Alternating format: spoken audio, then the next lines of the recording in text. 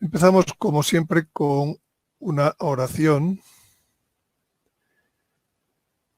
Oh Dios, oh Rosa mística de Guadalupe, rosa brillante que embellece el cielo como estrella de la mañana que anuncia la aurora de los nuevos tiempos.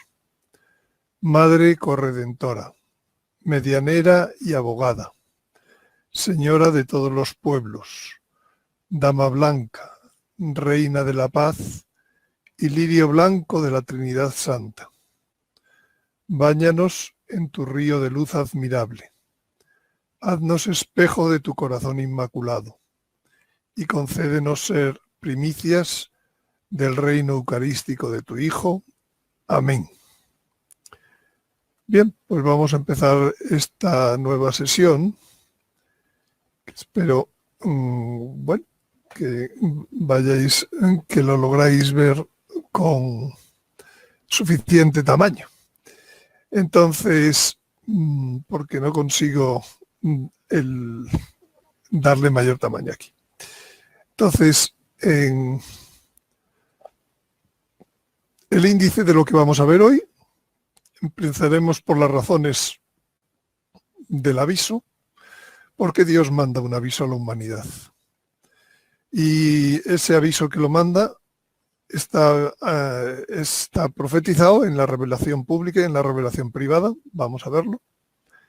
Entonces vamos a ver desde ahora. Ahora estamos en una plena situación de pandemia. Vamos a hacer primero un análisis y unas consecuencias y ver cómo engancha desde ese análisis con las cosas que están predichas como previas al aviso. Entonces vamos a ver también el ambiente previo del aviso en la sociedad civil, en lo espiritual, en lo científico, y luego vamos a ver los hechos inmediatos anteriores al aviso.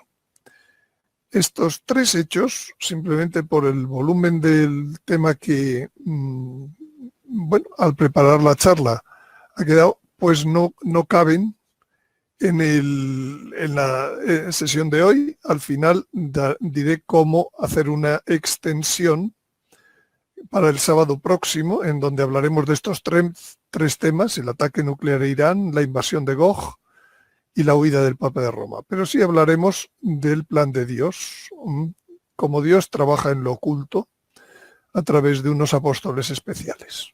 Este es el índice. Empecemos por las razones para el aviso. ¿Qué es el aviso? El aviso es un acto de la misericordia divina. ¿Por qué? Porque Dios no abandona a sus criaturas. Y menos cuando las criaturas van al precipicio. Hoy estamos a punto de un precipicio. Ese precipicio está profetizado por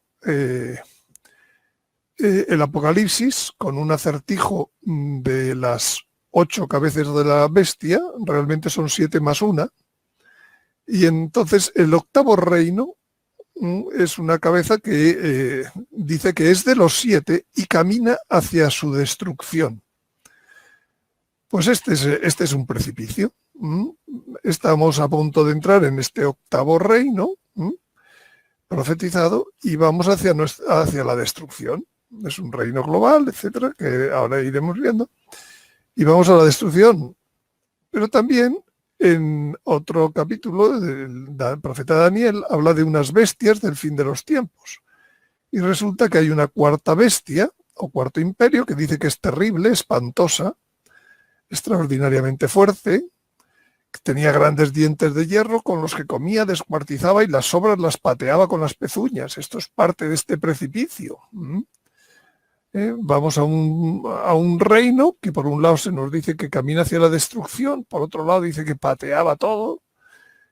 Y entonces, pues a diferencia de otros anteriores imperios, también en la profecía se dice que este es diferente de los anteriores, porque tiene una implantación y un carácter global. Este imperio que viene. Por tanto, sus aciertos, sus equivocaciones, sus leyes tendrán un efecto sobre todos los hombres de la tierra. Pero claro, ese efecto es que camina hacia la destrucción.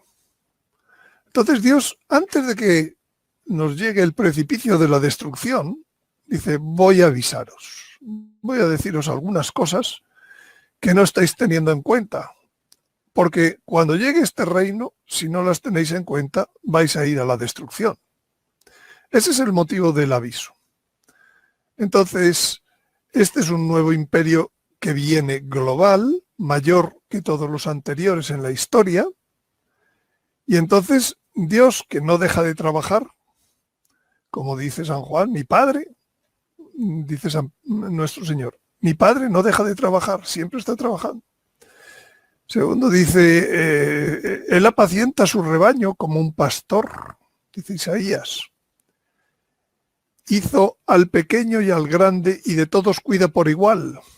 Como Él cuida, como Él protege la vida de sus fieles y los libra de los malvados, como su misericordia se derrama de generación en generación sobre los que le temen, pues Dios va a advertir al hombre de un modo proporcionado a la grave situación hacia la que camina el hombre. Es decir, el aviso es una herramienta de autodefensa para el hombre, para que siga la senda de la vida y la verdad ante este imperio global que se nos viene. Es un imperio que nos va a presentar un gran engaño y nos va a presentar la muerte, con una fuerza nunca antes vista en la historia. Entonces el aviso es una herramienta de autodefensa. Es lo que decimos en el refrán, a grandes males, grandes remedios. Único mal en la historia, único remedio como el aviso en la historia. Bueno, pues como una cosa tan grande, un hecho global único, no puede quedar fuera de las profecías sagradas. Dios tiene lo pasado, lo presente y lo futuro ante sí, y no deja que se nos caiga un cabello de nuestras cabezas, que los tiene siempre contados. En Él vivimos, nos movemos, existimos, pues quiere advertir a sus criaturas que viven en la dimensión temporal de lo antes y del después, de lo venidero, y entonces pues Él cuida de nosotros con su providencia. La providencia ha guardado mi aliento, dice Job, lleva el timón, dice el libro de la sabiduría, y Dios no hace nada, el Señor Dios, cosa alguna, sin que revele su designio a sus siervos los profetas. Por tanto, es la providencia ahora de un hecho histórico con efectos globales, como es el aviso, efectos globales en la naturaleza, efectos globales en la dimensión espiritual del hombre. Es lógico que quede incluido en las profecías sagradas, que se ha avisado a través de sus siervos los profetas. Entonces, en la Sagrada Escritura, el lugar donde está el aviso más completo, explicado, es en el 6º sello del Apocalipsis, en donde nos describe, para empezar, una catástrofe de origen astronómico y termina con el efecto interno que produce eso en los hombres, una iluminación interna. De modo que el propio Apocalipsis dice que la cosa tiene éxito, al menos hasta el punto de que hay un cambio de actitud en Dios que lo captan los hombres. Los hombres dicen, ha llegado el día de la ira. Caramba, Dios ya, Dios es misericordia, pero mejor no provocarle su ira, ¿no? Entonces, todo eso queda explicado bien en el 6º sello del Apocalipsis, capítulo 6, versículos 12 a 18, cuando queráis podéis verlo, porque hoy todavía, hasta la parte 2, no vamos a entrar a fondo en esto. Pero también habla la Sagrada Escritura de la economía global que hay previa al aviso, en el profeta Amós, capítulo 5 y 8. También nos habla de una guerra nuclear que hay previa al aviso, en Ezequiel, capítulos 38 y 39, y nos habla espiritualmente de la falta de fe y caridad que va a haber en los hombres, en una apostasía, que está en San Pablo en los tesalonicenses. Y nos habla también de los efectos que producirá la iluminación de la conciencia a los hombres. Tanto Isaías como San Pablo hablan de ellos. Por tanto, la Sagrada Escritura es muy completa a la hora de describir el aviso. Quiero decir que muchas veces vamos a buscar información sobre el aviso pues a las revelaciones privadas. No está mal, pero las revelaciones privadas son complemento de la revelación pública de la Sagrada Escritura. En las revelaciones privadas, las apariciones marianas han hablado del aviso pues desde Santa Montaña en 1909, en Ámsterdam en 1947 y a Sor Lucía le dieron una visión en 1944 que tiene que ver con el aviso, en Garabandal en 1965 y en Ezquioga en 1931 también habló la Virgen del aviso, en Peñablanca en 1984 y en el Escorial en 1982. Por tanto, hay pues, por lo menos 7 apariciones marianas que la Virgen habla del aviso. Muchas veces pensamos que solo Garabandal. No. El nombre de aviso viene de Garabandal, pero la descripción de todo el fenómeno está en, al menos en estas 7 apariciones marianas yo he detectado información. Pero además hay testimonios de santos y de místicos, como el santo cura de Ars, como Santa Faustina Kowalska, que vivieron la parte de la iluminación interna, San Juan Bosco, que habla de la huida del Papa, San Juan Pablo II, que habla de la visión que tuvo Sor Lucía, aquí en el año 44. Otras personas como Marie-Julie Jaeni, la beata Ana Catalina Emmerich, y voy a decir al final, muchas personas de todas las edades nos hablan del aviso. El aviso es una de las cosas, voy a decir, más avisadas de que vienen por parte de Dios. Incluso ya hay testimonios, y no solo uno, varios, sobre cómo será parte del aviso, que es la parte de la iluminación de las conciencias. Por ejemplo, en este vídeo 65 de Cisney en YouTube, al final pues hay una niña, entonces tenía 4 años, que habla del aviso. Pero en fin, aquí tengo yo un testimonio de una persona que se llama Esperanza, conocida, a lo mejor de alguno de ustedes, que en el vídeo de mi canal, que se llama Complementos 16A, resumen actualizado y testimonio sobre la iluminación del aviso, pues pueden ver ustedes en el minuto 31, pues una persona que ha vivido en sí misma, Dios le ha hecho vivir, lo que será la iluminación del aviso. Es decir, que no solo ya hay revelaciones públicas, sino es que hay cantidad incluso de sueños proféticos. En el pasado ha habido algún momento en donde parecía que ya llegaba el aviso y a mí me llegaban cantidad de personas diciéndome cosas que habían soñado, que decías, bueno, has soñado el aviso. Entonces, aquí tengo algunos ejemplos de lo que ellos soñaban y luego lo ponían pues, con Photoshop, en algún modo, lo ponían en gráfico lo que habían soñado, aproximadamente, lógicamente. Pero en fin, hay muchos sueños proféticos de los cuales ya hablaremos en la parte segunda. Hay otras fuentes de interés como este señor que es muy conocido en internet, Carlos Muñoz Ferrada, un científico que predijo varios terremotos en Chile y que habla del planeta cometa, que dice incluso que pasará cercano al Sol a 76 kilómetros por segundo, en fin, cuando la Tierra, por ejemplo, va a 30 kilómetros por segundo, ¿no? En fin, hizo ahí en esos vídeos, pues se ven algunos gráficos suyos, pero en fin, ahí hasta, pues profetas, vamos a llamarle no sagrados, como conocidos, pues como Parravicini, que habla del que el ruido del mar espantará. En otra de sus psicografías dice que Londres, la isla se hunde en el año 1940, pintó esto. Y el famoso Nostradamus, pues tiene centurias que evidentemente son del aviso. Dice, la gran estrella durante 7 días arderá. Nublado 2 soles hará aparecer. Poco más adelante dice, por cierto, dice, cuando el gran pontífice cambiará la tierra. Bueno, todo esto lo dice la Sagrada Escritura, lo dicen las revelaciones privadas, y no tiene nada de extraño que profetas que no son sagrados, pero que tienen sin duda pues, dones de Dios, pues también hablen de ello. Nostradamus le llama la estrella cabelluda, un nombre conocido, muy conocido para el astro que vendrá del aviso. Cabelluda pues significa pues como que arrastra detritos, y ya, pues ya cuando lleguemos al fenómeno de la naturaleza, en la parte segunda, pues veremos que efectivamente es una buena descripción de la estrella Cabello. Por tanto, quiero decir, el aviso está muy avisado. En la revelación pública, en la revelación privada, hasta en lo civil, hasta en los sueños. O sea, dice Joel que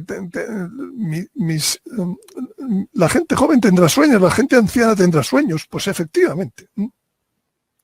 El aviso es muy avisado, por tanto también es muy popular.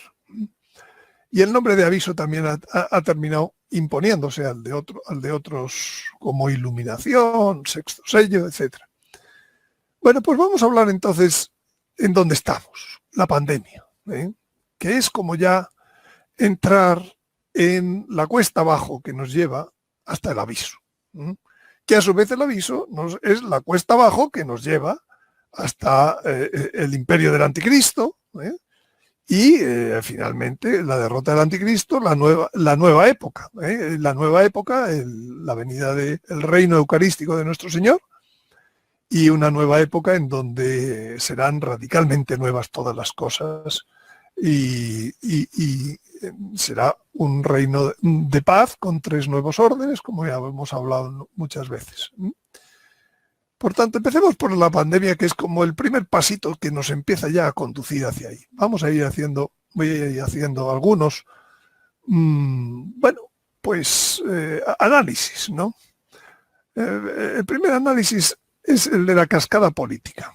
Tiene su importancia, tiene su interés y va a enganchar con lo que dice la Sagrada Escritura. Esto ya lo sabíamos, que en situaciones de shock el Estado no tiene control. Esto pasó en el 11S, en 2001, que todo el mundo quedó en situación de shock. Inmediatamente empezó el Estado pues, a tomar una serie de decisiones que iban más allá de lo que en situaciones normales podría haber hecho. De hecho, lo que se está implantando en algunos países, no digo en todos, pero como consecuencia de la pandemia, es un comunismo de facto. El comunismo sin llamarle comunismo, en donde hay un aumento del poder del Estado, un aumento de la burocracia, empiezan a hablarse de nuevas leyes, decretos leyes, como se quiera, limitantes de las libertades, hay miles de multas. Oiga, se ha salido usted a la calle, multa, en Madrid, en estos días, después de 35 o 40 días ya de confinamiento, se están poniendo a razón de 1.300 multas al día por salir a la calle. De hecho, se está constituyendo como una policía popular.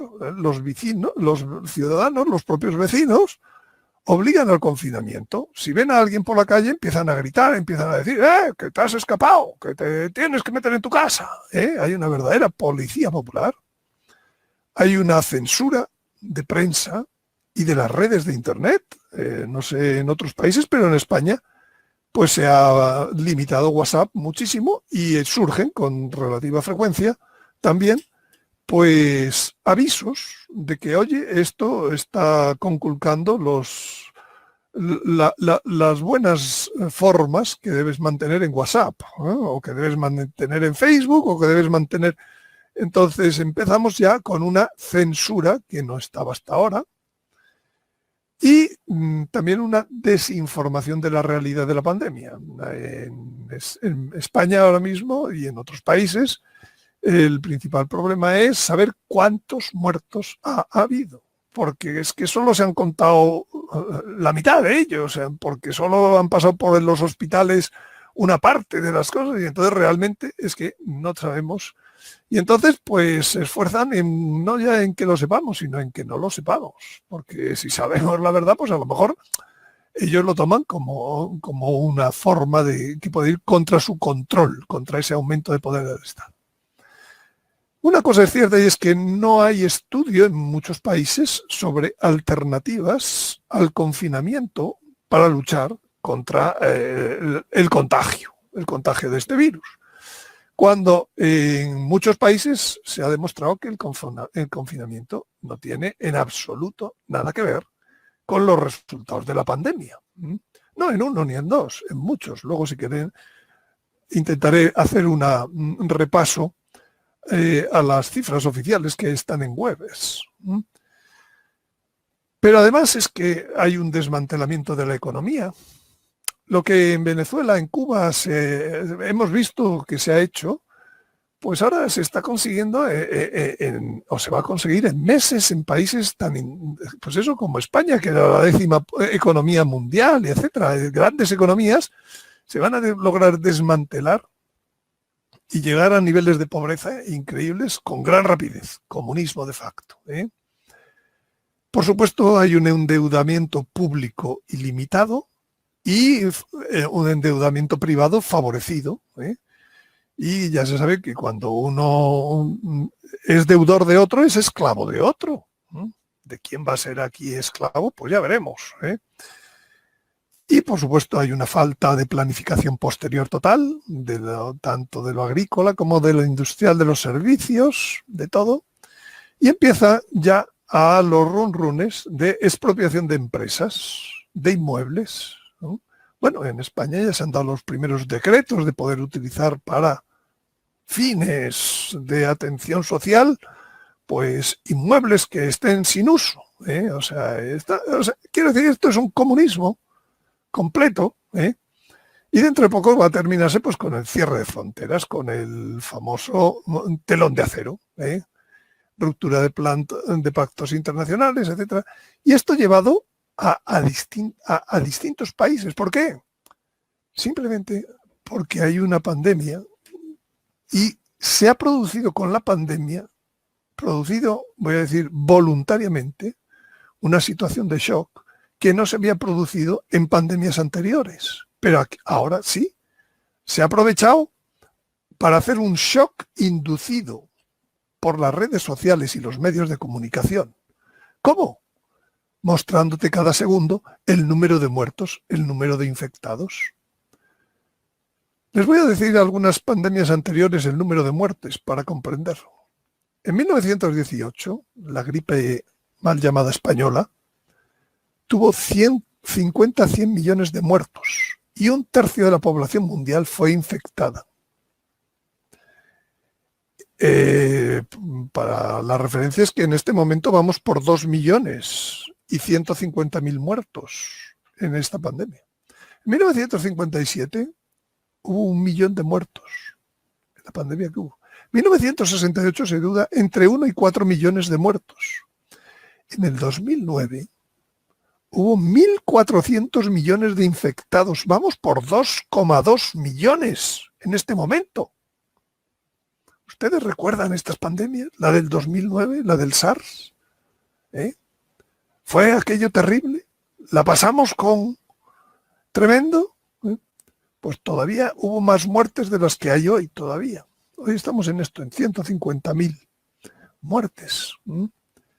Entonces, en el 2020, a final del primer trimestre, llevábamos 0,03 millones y 1 millón de infectados.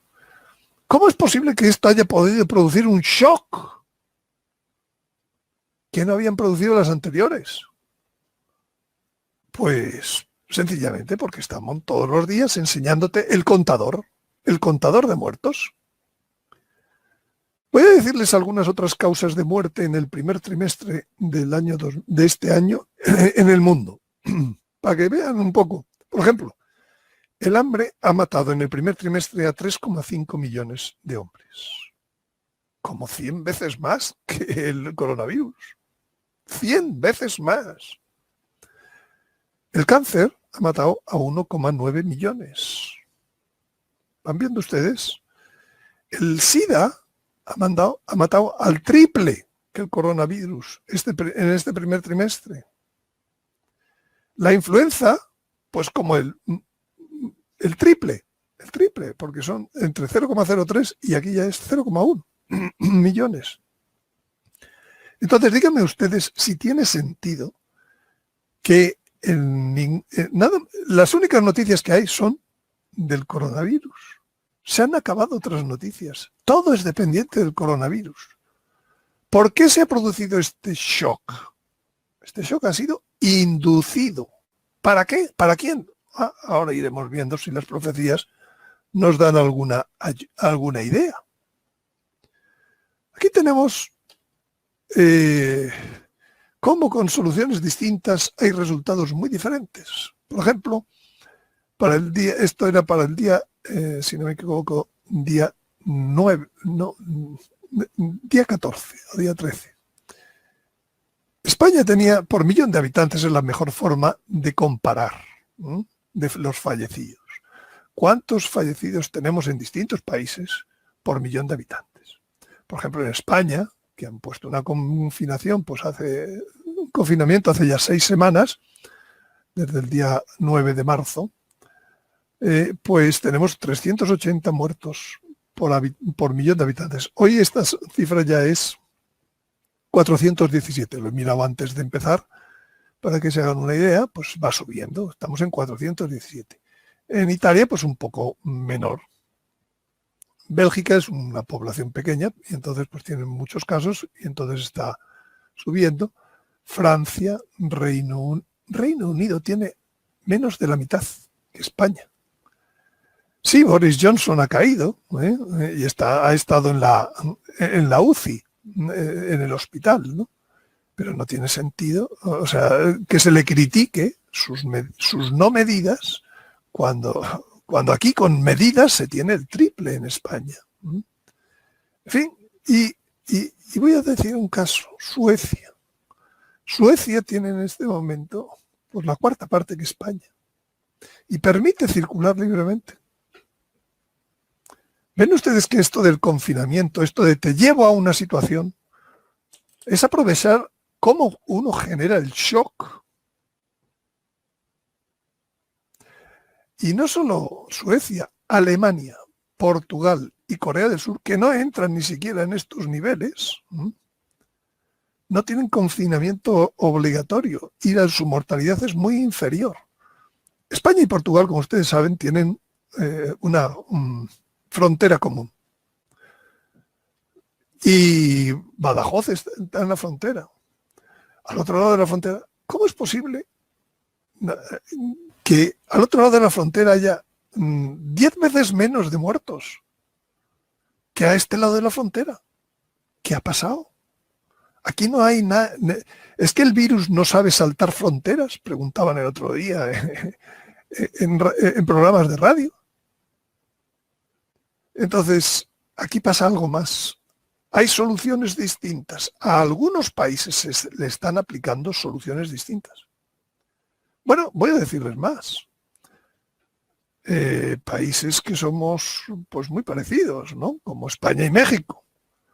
Ustedes hoy en México van por 4 muertos por millón de habitantes. En España vamos por 417. No sé, algo pasa. Entonces hay que hacer una lectura escatológica de estos hechos. Cuando las medidas tomadas para contener un virus son mucho más desastrosas que el mismo virus, porque en España las medidas pues, nos han llevado a tener 100 veces más muertos que en México, que tampoco ha tenido muy acertadas medidas, pero quiero decir, tiene otra laxitud, tiene otro modo. O que Alemania, voy a decir, que nosotros tenemos 5 veces el número de muertos que los alemanes, que no tienen confinamiento. Pues probablemente habría que concluir que hay un interés en el modo en que se ha actuado en algunos lugares. Y voy a decirlo de otro modo. El hombre tiene un interés y Dios permite. ¿Permite el qué? Un daño diferencial de esta situación según los países. ¿Por qué? Porque Dios también usa estas situaciones para enseñar y desea que se aprenda en cada lugar de un modo distinto. Curiosamente, los países más dañados en este momento son España, Italia, Francia, Inglaterra, aparte de Estados Unidos. son los países más dañados. En la Salet se dijo lo siguiente: Francia, Italia, España e Inglaterra estarán en guerra. Todavía no estamos en guerra. Pero qué curioso que lo que están haciendo con el virus, detrás hay una profecía que dice estarán en guerra. La sangre correrá por las calles. El francés combatirá contra el francés, el italiano contra el italiano. Y fíjense cómo termina, cómo sigue.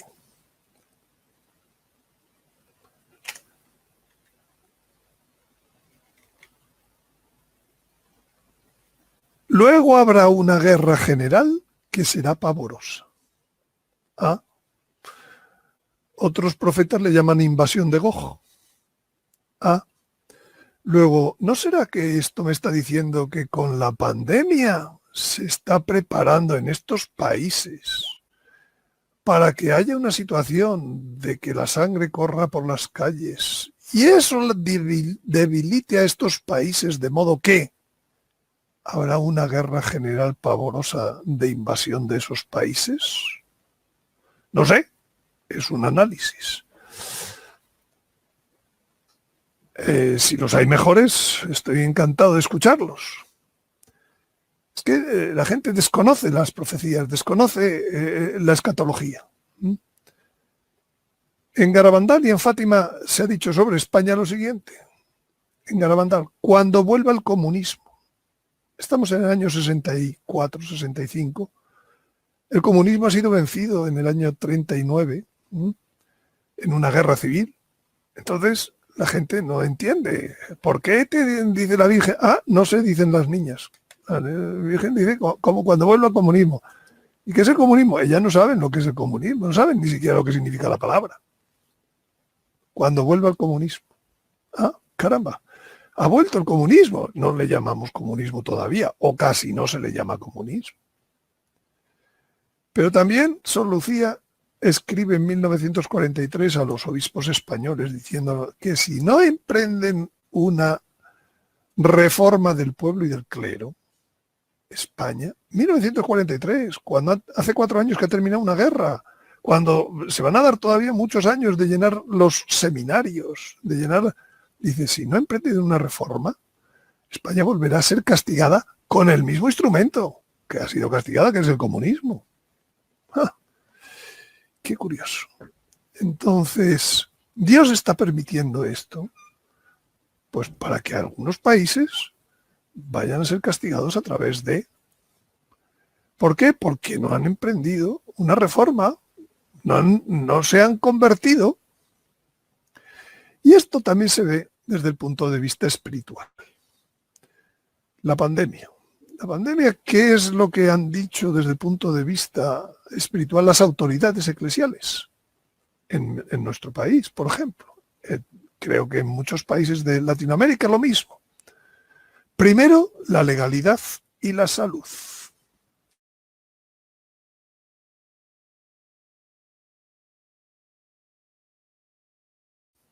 Sacramentos nos dejan de ser dispensados. No hay bautizos, no hay confirmación, la Eucaristía y la penitencia. Imposible, por supuesto, retrasadas ordenaciones, la extremaunción, cuando hay algún sacerdote heroico, va y se da. Y si le contara yo la cantidad de bodas que se están retrasando, porque no hay. Es decir, hemos cerrado las iglesias, hemos acabado con los sacramentos.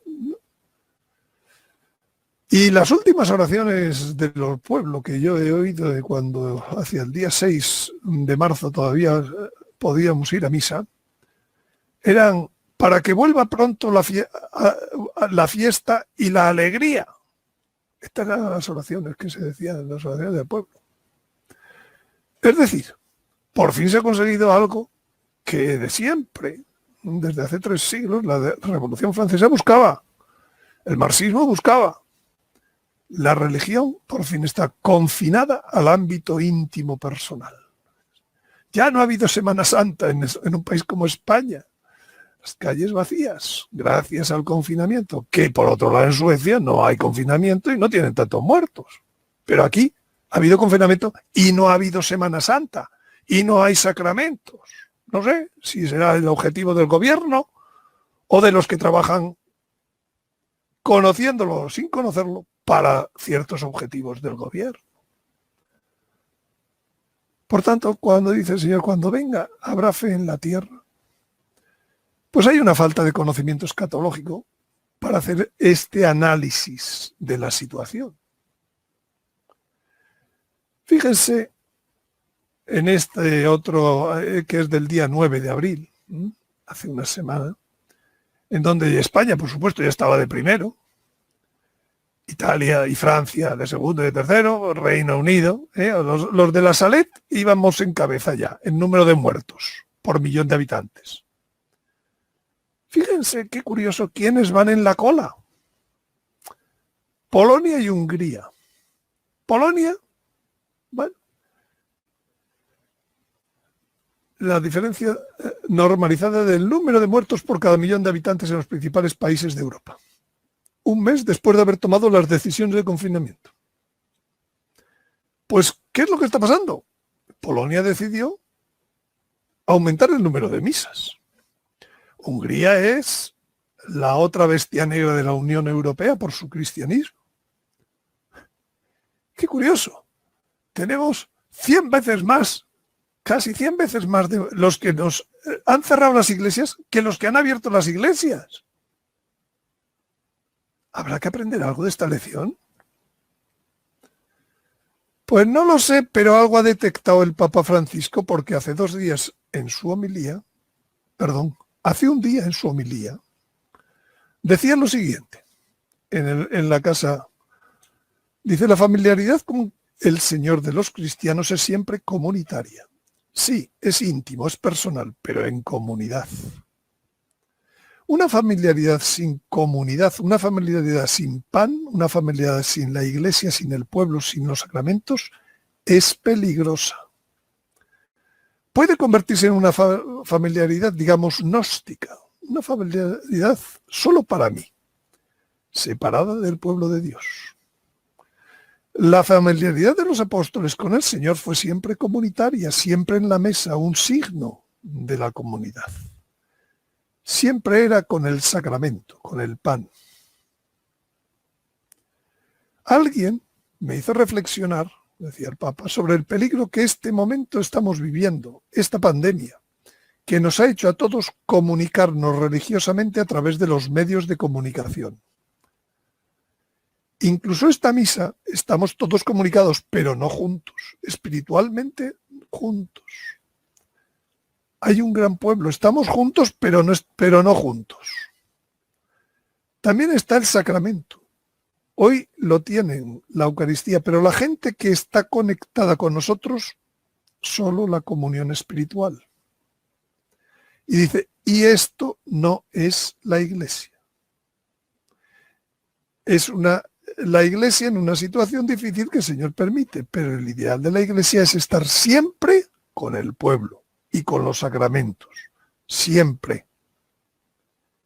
Y termina diciendo cosas que lógicamente hasta tiene que decir con suavidad, pero hay que decir, dice.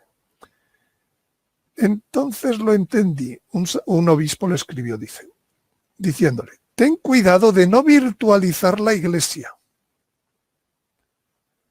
Quiero decir, la traducción que encontré primero era distinta, era viralizar la Iglesia, no tenía sentido. Lo que el Papa quería decir era virtualizar la Iglesia. De no virtualizar los sacramentos. De no virtualizar al pueblo de Dios. Como tratemos al pueblo de Dios por las redes, le decía este obispo, ten cuidado. Afortunadamente la confesión todavía no se permite por teléfono. Ni la comunión se puede hacer por ahí.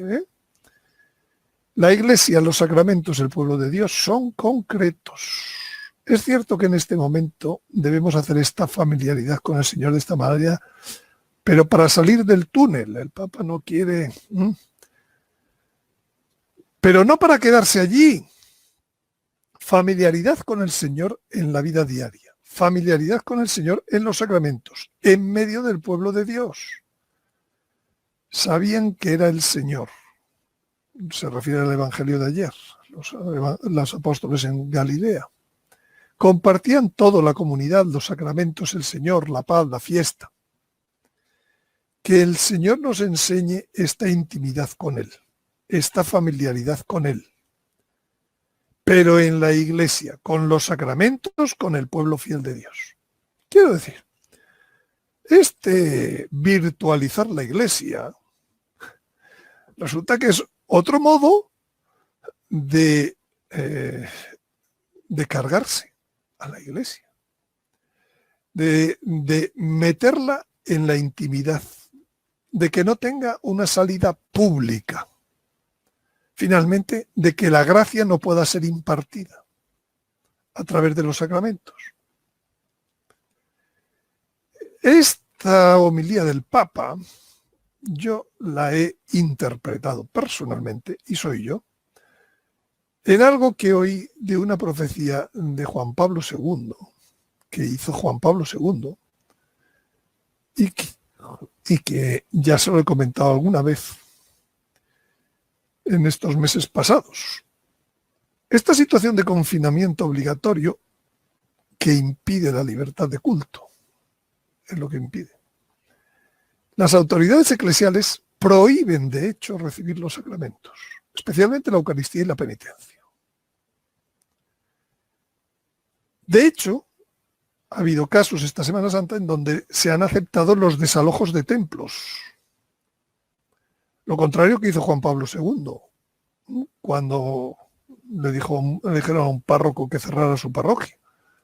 Dijo, pues así, pues mañana voy yo a decir misa a tu parroquia. Eso es lo que dijo Juan Pablo II. Porque, claro, lo primero es la legalidad, lo primero es la salud. Es por eso, se acepta un desalojo. No existe alternativa virtual ni existirá para confesar o para comulgar. Bueno, pues esto que ha dicho el Papa quizás sea un comienzo de darse cuenta de que hay una autodestrucción impuesta. Y entonces, cuando te pisan un pie, dices, oye, que me estás pisando el pie. En vez de decir, oye, sí, pasa, que me voy, a que me pises el otro. Puede ser un comienzo para darse cuenta de esa autodestrucción impuesta. Y esto era lo que decía San Juan Pablo II cuando un grupo de generales franceses le visitó en 1980, 79 incluso, para decirle que muy bien la grandeur de la France. Y les contestó Juan Pablo II, sí, pero no olviden que la salvación vendrá de España.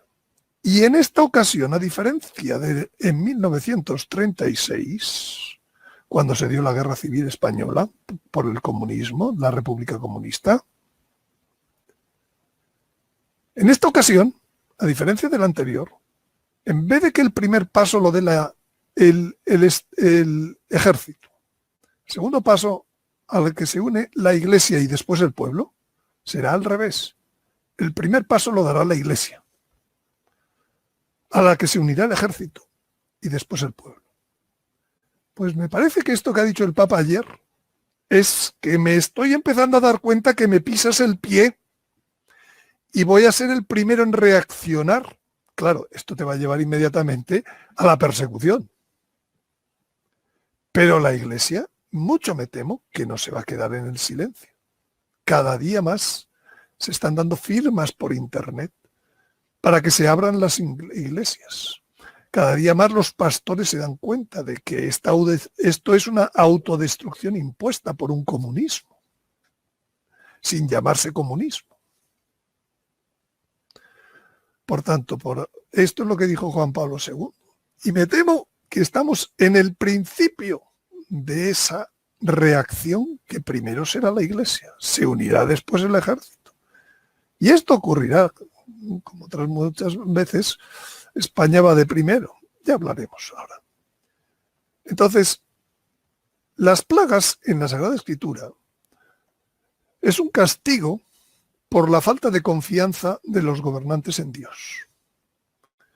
El caso está contado cuando David le remordió la conciencia después de haber hecho el censo del pueblo y dijo al Señor, he pecado mucho por haber hecho esto.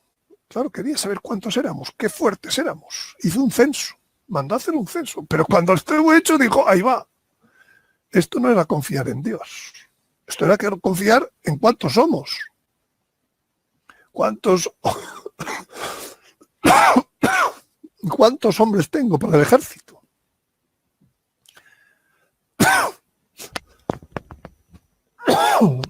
Dice, pero ahora, Señor, te ruego que perdones la iniquidad de tu siervo, porque he obrado con gran necedad. Antes de que David se levantara la mañana siguiente, le fue dirigida esta palabra del Señor al profeta Gad, el vidente de David. Vete a decirle a David, esto ha dicho el Señor. 3 castigos te propongo. Elige uno y lo ejecutaré. ¿Qué había hecho David? Falta de confianza. ¿Qué castigos le propone? 3 años de hambre en tu país, 3 meses de constante huida de tus enemigos o 3 días de peste en tu país. Reflexiona y decide qué debo responder al que me ha enviado. David dijo a Gad, estoy en un grave aprieto, pero es mejor caer en manos del Señor, cuya entrañable misericordia es grande, que caer en manos de los hombres. Así que David eligió la peste. Bueno, pues ya tenemos. Falta de confianza en Dios, detrás peste. ¿Qué tenemos aquí? Peste. ¿No ha habido falta de confianza en Dios? Pues no lo sé, pero se han cerrado las iglesias. El Señor envió la peste sobre Israel desde esa mañana hasta el momento fijado. 3 días eran. Y murieron 70.000 hombres del pueblo. En 3 días. En España llevamos mes y medio y van 20.000. Yo me quedo alucinando. Bueno, tampoco se han promovido demasiado los signos protectores de las plagas que están en la Sagrada Escritura. La sangre será vuestra señal sobre las casas donde estéis. Cuando yo vea la sangre, pasaré de largo sobre vosotros y no habrá entre vosotros plaga exterminadora. Cuando yo hiera el país de Egipto. Bueno, pues ahora también se nos han dado muchas señales para proteger nuestras casas. En Peñablanca se hablaba de la señal del pez. Están los detentes, las medallas de San Benito, la medalla milagrosa, etc.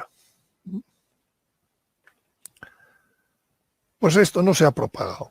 Nadie habla de búscate una medalla milagrosa y vete a la calle.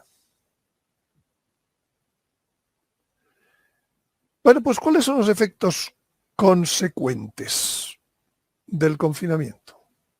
El primero que ya se está viendo es el colapso económico. El colapso económico significa que vamos a perder, que la economía va... Y la economía es necesario para tener luz, agua, combustibles, alimentos, hospitales, medicinas. ¿Qué vamos a hacer sin economía? ¿Cuántos van a morir de hambre? Muchos más que los del coronavirus. Va a haber falta de trabajo, va a haber vivienda, va a haber hambre. Falta de vivienda, falta de hambre. Va a haber hambre. Va a haber un estrés con el colapso económico que está súper demostrado que el estrés sí que aumenta las enfermedades, como el cáncer, como las de corazón, etc. Entonces, ¿a dónde nos llevan?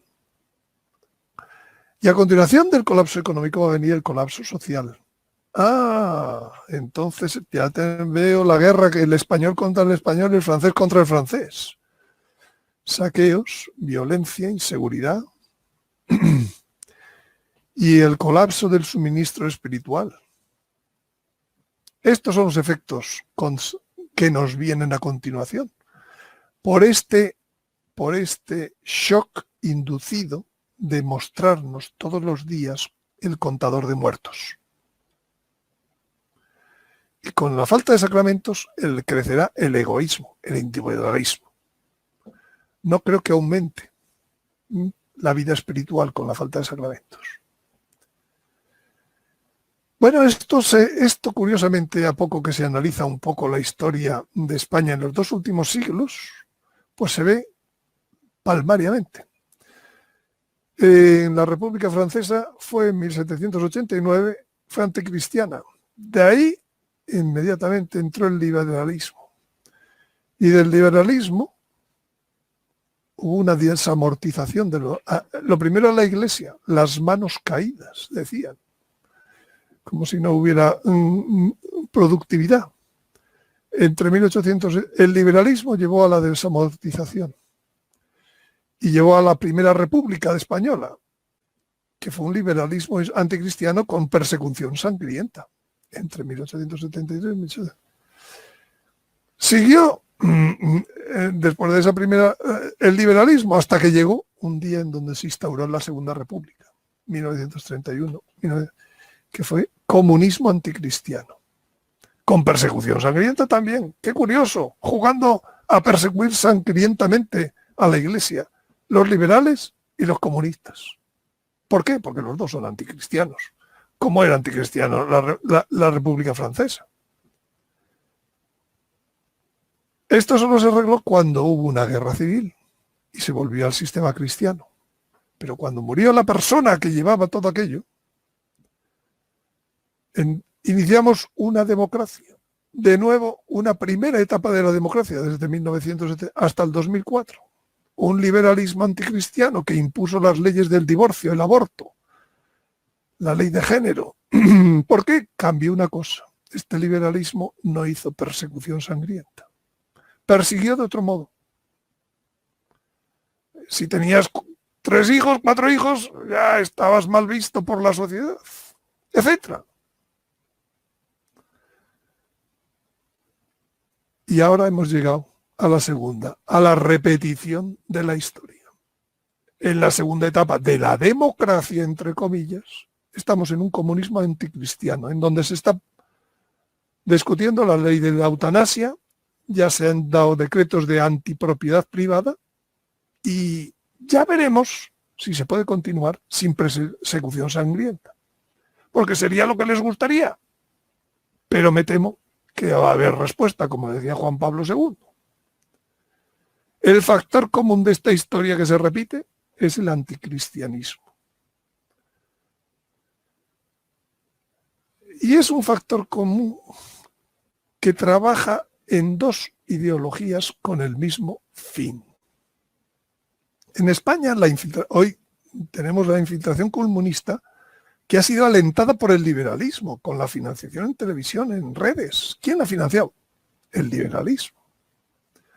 Por eso Garabandal avisaba, cuando vuelva el comunismo, y Solucía avisaba, volverá a ser castigada con el mismo instrumento. Es que el liberalismo ha traído al comunismo, lo ha financiado. Y ahora tenemos el doble flagelo. El desgobierno espiritual y material, no solo el material, no solo el civil, también el espiritual y la pandemia. Pero esto pasa en otros países, ¿eh? A poco que se mire un poco la historia, y conozco poco, yo no soy historiador, y menos de historia mundial, pero en la República de México también se tuvo una primera etapa de la República, un liberalismo anti-español, anticristiano, con una persecución sangrienta que terminó en la Guerra Cristera entre 1926 y 29. La ley Calles y todo aquello. ¿Y ahora qué les ha llegado? Una segunda etapa.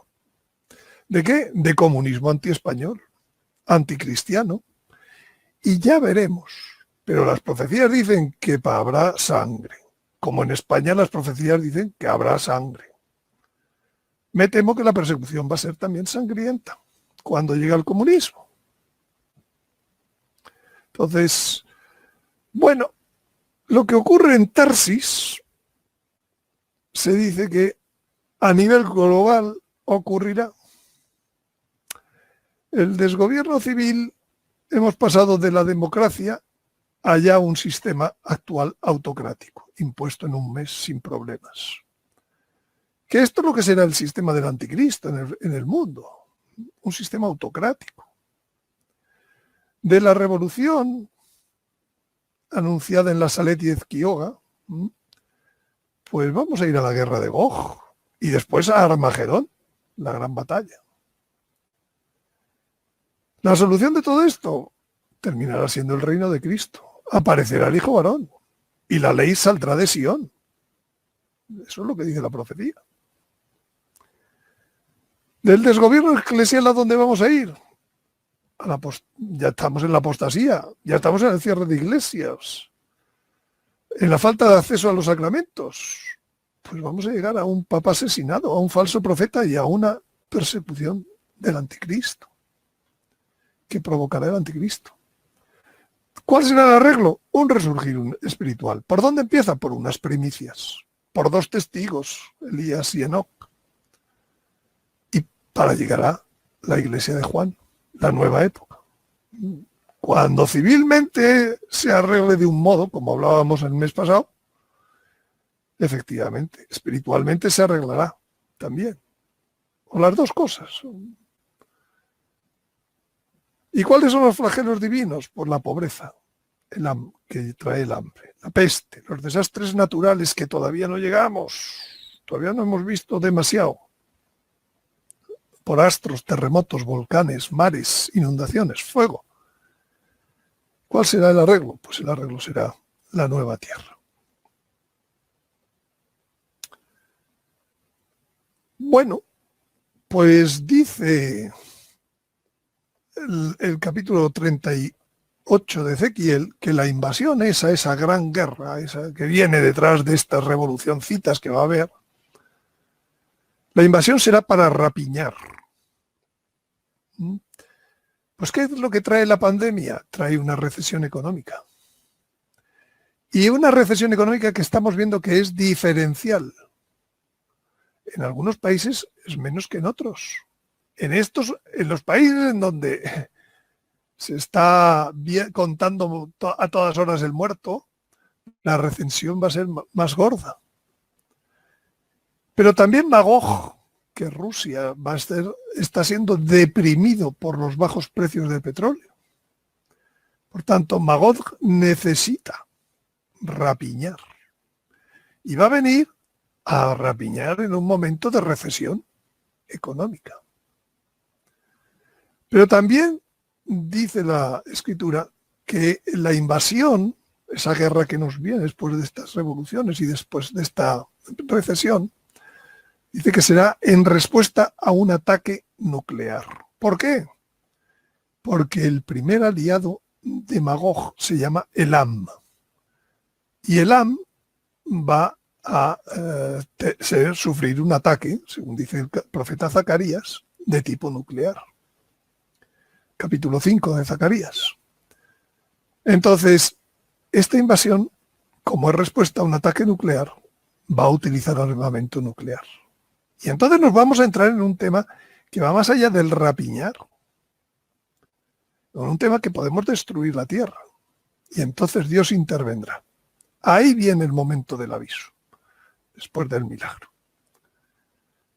Y de las cenizas que dejará el aviso, ese aviso que el Señor nos hará, con el que nos hará recapacitar todo esto que hasta ahora no queremos recapacitar. Que estamos en que vuelva la fiesta. De las cenizas se abrirán 2 nuevos sistemas. Uno, el del engaño del diablo, el del engaño del anticristo. 2, el de la verdad de Dios. Cada cual será libre de escoger porque estará avisado, porque habrá sido avisado por la vida. Aquí tienen la evolución del precio del petróleo en los 3 últimos meses.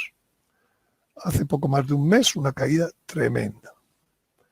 Pasamos de niveles de 65, casi 70, a niveles hoy de 27, 28. Quiere decirse que Magog, este es el mismo gráfico anual, ha estado viviendo años con niveles de 70, de 60, de 70. Pero de pronto, alguien, con estas situaciones, han hecho bajar. Magog está empobrecido. Magog necesita rapiñar inmediatamente, o cuanto antes.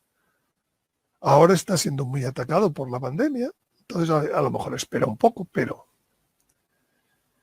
Y aquí tienen las proyecciones de esta misma semana del Fondo Monetario Internacional sobre las perspectivas de la economía mundial. ¿A cuánto han crecido sus PIBs en años?